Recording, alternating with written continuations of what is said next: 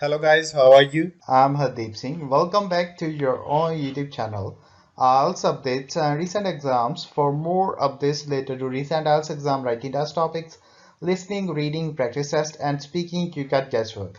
Please, guys, participate in everyday listening and reading practice test to achieve your desired band score in your actual IELTS exam. Please hit the like and subscribe button. Press the bell icon for the upcoming notifications. Don't forget like, subscribe and share my YouTube channel and my Facebook page, IELTS updates and recent exams. Part 1. First, you have some time to look at questions 1 to 4.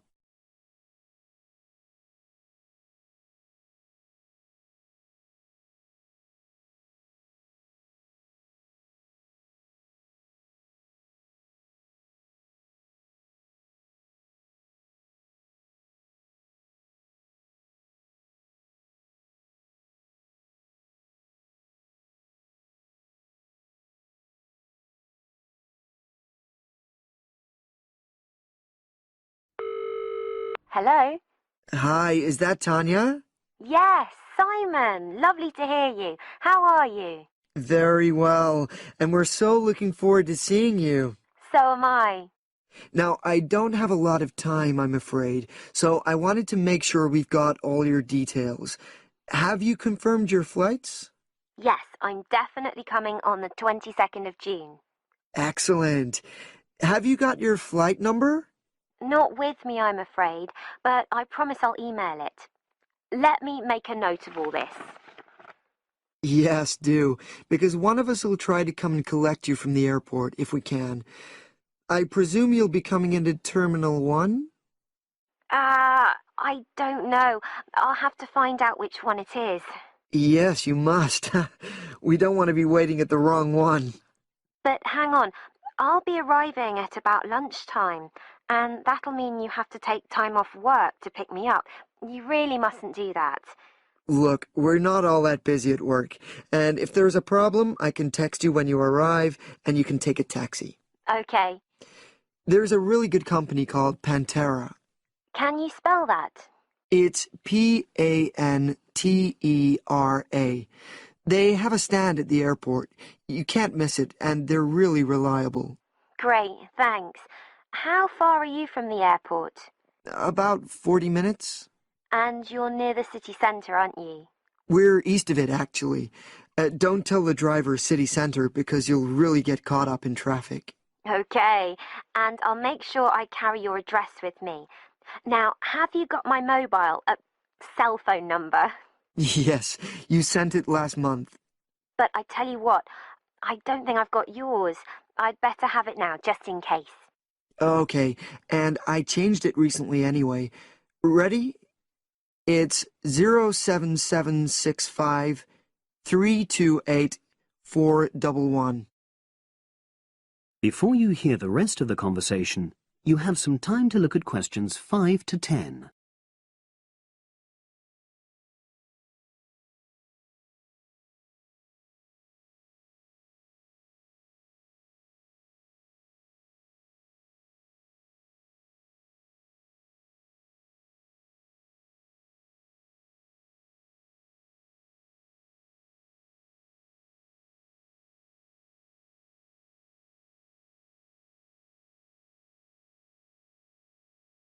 Thanks. Now, what should I pack? Well, all the usual, casual clothes mainly. Though you'd better bring an evening dress. We'll be having at least one fancy dinner in a hotel restaurant. Okay, now, when you're coming, unfortunately the weather is not going to be brilliant. I know, it's the rainy season. I'm bringing an umbrella. We have tons of those, so don't pack one. But pack a raincoat, a good one, 'cause we'll try and get out for plenty of hikes. Okay, sure. Sounds super. Just what I love. And I'd better remember to pack my sturdy walking shoes. Excellent idea. It's pretty rugged round here, so they have to be tough. I can imagine. I'm so looking forward to getting out. Oh, Simon, before I forget, you recommended I read a book about your area. Yeah. What was the name again? I'd like to read it to get an idea of the history, etc. It's called Mountain Lives, and it's... Hang on, I'm just writing it down. Okay, And it's by Rex Campbell. great. I'll try and get hold of that. Well worth it. Now, the really important things are gifts. Oh, don't worry about that. Just bring yourself. I know, but I'd like to get something for your parents. What about Janice? I know she loves English tea.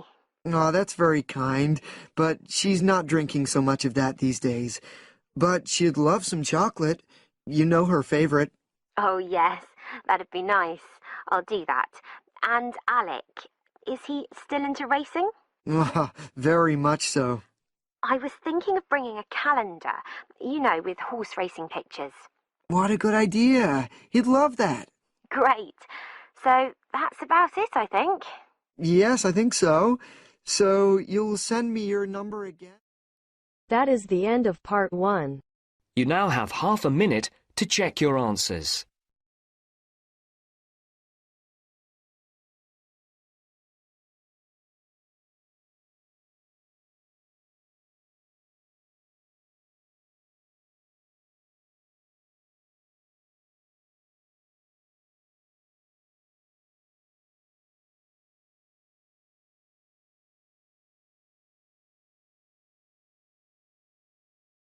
Now turns to part 2.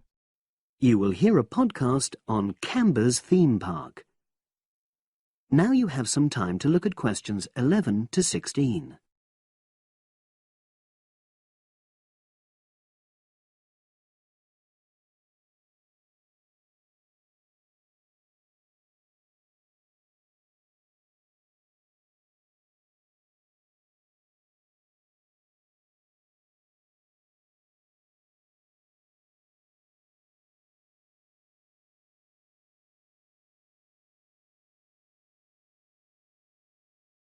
Welcome to Canberra's Park podcast. In the next few minutes, I'll tell you a little about the park and the amazing things we have to offer. We like to think that Canberra's offers more than other theme parks. Like them, we have a variety of exciting rides for people of all ages, but Canberra's also places strong emphasis on the educational experience for its visitors. Not boring facts, but lots of interactive exhibits. Although it's mainly an outdoor experience, we do have some indoor activities if the weather gets too dreadful. The park's got a lovely, well-established feel, set in 80 acres of beautiful countryside, about 3 miles south of the tourist resort of Dulchester. The park was set up in 1997 by the Canberra family, but then taken over by new owners in 2004, who have maintained the original vision of the Canberras. It has lots of old trees, hundreds of flower beds, and a gorgeous lake. Canberra's has over 45 different rides, exhibits, and arcades. All but one of these is free once you've paid your entrance fee. We charge a small fee for our newest ride to reduce the length of the queues. You don't pay anything for parking. A family ticket for a family of 4 works out at about £8 per person, which is amazing value. Full details of current prices are shown on our website, along with full details of rides, etc., and directions for getting to us. We also have a number of special offers. For example, if you live locally, why not join our Adventurers Club, which entitles you to 50% off ticket prices all year round, and a special lane for all rides and exhibits, which means you don't have to wait to get into any part of the park. See the Offers tab on the website. We've recently added a number of new exhibits to the park, and we're particularly proud of our Future Farm Zone, which houses over 20 different species of animals, from chipmunks to dairy cows. The emphasis is on getting near to the animals. All of them can be petted, and you can buy food for feeding the animals. Many of our younger visitors say that this is the high point of their visit. And speaking of food, don't let the animals have all the fun. We have a total of 7 different catering outlets on the site. We're open 10 to 5:30 all year round, and cold drinks and snacks can be bought at any time during opening hours. And hot food is available most of the day in the Hungry Horse Cafe from 11 until 5, just half an hour before closing time. Now you have some time to look at questions 17 to 20.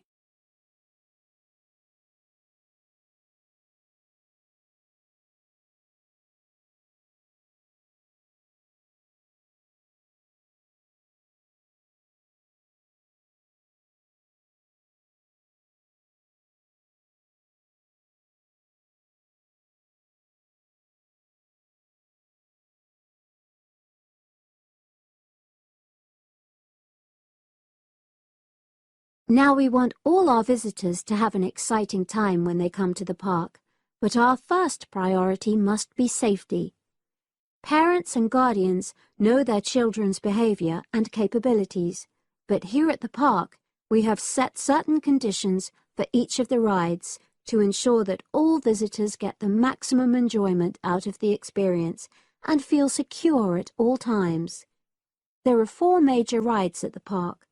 Our newest ride is the River Adventure, which is designed to reproduce the experience of whitewater rafting.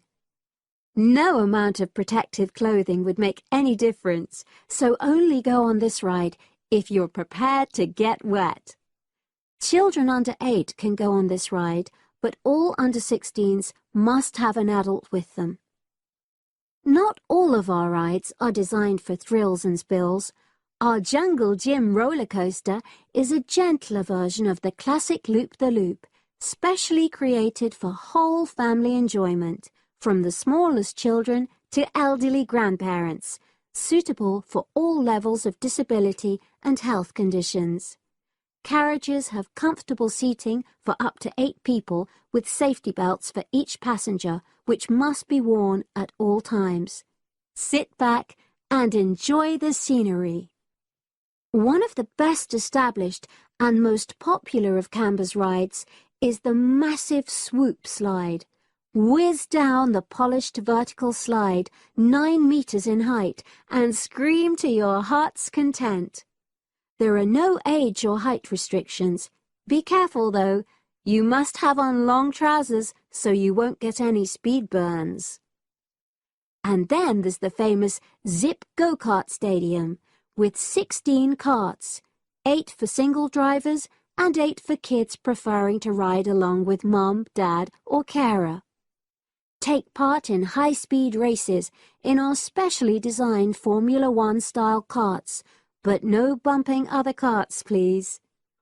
All riders must be above 1.2 meters because they have to be able to reach the pedals, even in the shared karts. Full details of all safety features are available on our website at www.camberspark.com. So come and make a day of it at Canberra's theme park. That is the end of part 2. You now have half a minute to check your answers.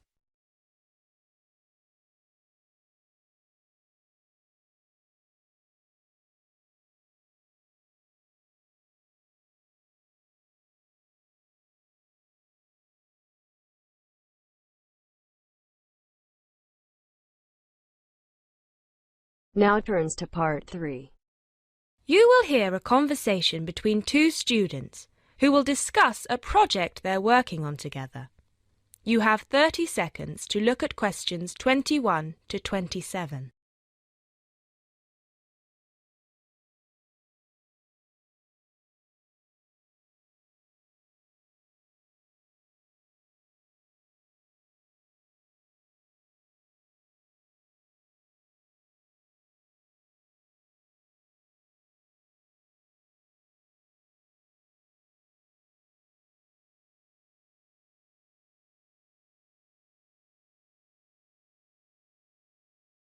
Hey Jess, glad you could make it. We've got a lot to discuss. Hi Matt. Yes, sorry I'm a bit late. I did bring all my notes with me. Yes, me too. Where shall we start? Well, I think it would be a good idea to clarify our objectives just one more time. Yes, good idea. Okay, here we are.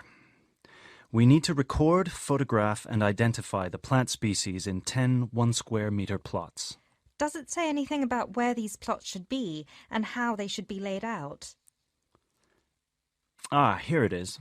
It says that all the plots need to be no more than 10 meters apart. And how do we choose them? Ah, this is the fun part. I remember this. Here we are. Make a 1-meter square frame using bamboo sticks available from the department stores. Yes, we've already done that. I know, I'm just reading the whole section. Okay. One person stands roughly in the middle of the chosen area and throws the frame. The other person uses a tape to mark out the square where the frame landed and returns frame to thrower. The thrower then turns a few degrees on the spot and throws again. The thrower must turn slightly after each throw and vary the force of the throw until after the 10th throw they are pointing in almost the same direction as the first. That sounds a bit complicated. That's only because it's all in writing. It's just a simple throw, turn, throw, turn, throw, turn until we have 10 squares. And I guess you want to do the throwing. Well, if you don't mind. I'm sure you'll be more accurate at marking the squares. Yes, I am sure I am, and I'm sure you've got a stronger throwing arm. You now have 30 seconds to look at questions 28 to 30.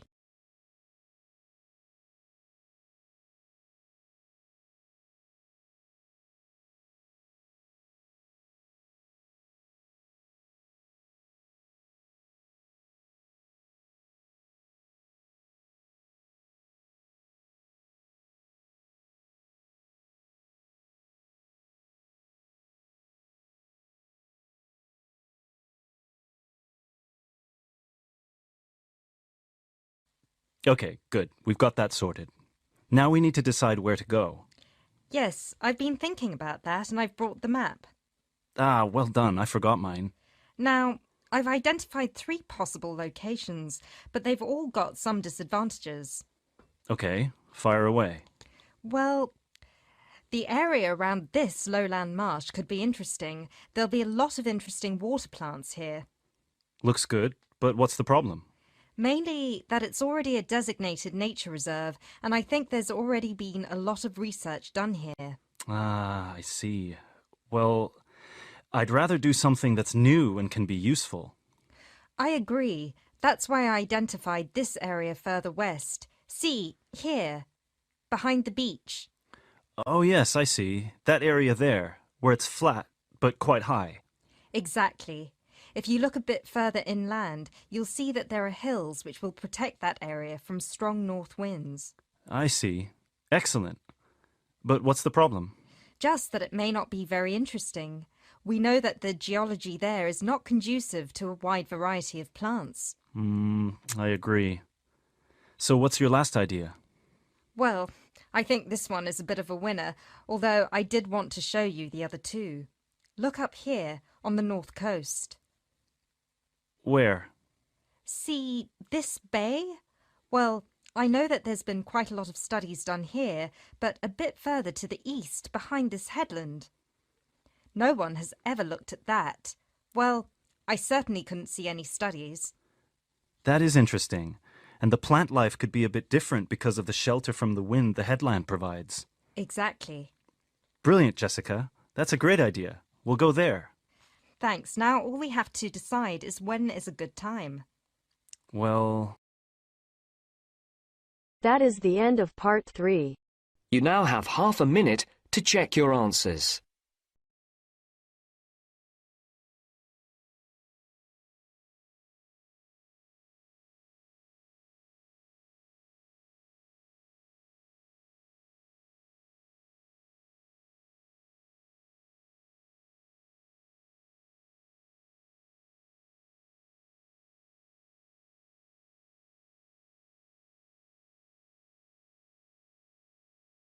Now turns to part 4. You will hear a lecture about geotourism. You have 30 seconds to look at questions 31 to 40.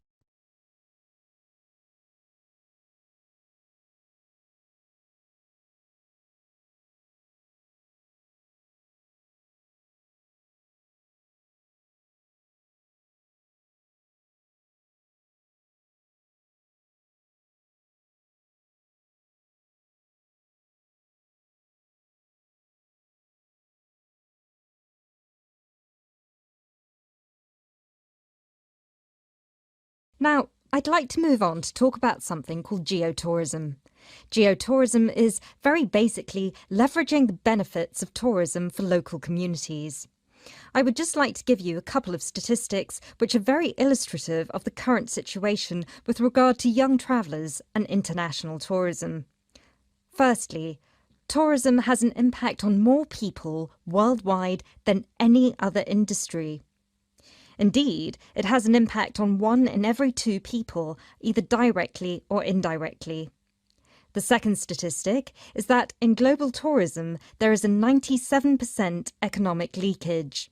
This means that if you spend £100 on going on holiday, normally only £3 of that money will actually reach the people who are giving you the services and the accommodation, for example, in the destination. If you put these two figures together, you can understand why some of the regions of the world which have very high levels of tourism still have very high levels of poverty and huge developmental challenges. These countries have this massive industry demanding a huge number of services, but they are not seeing a fair reward for these services.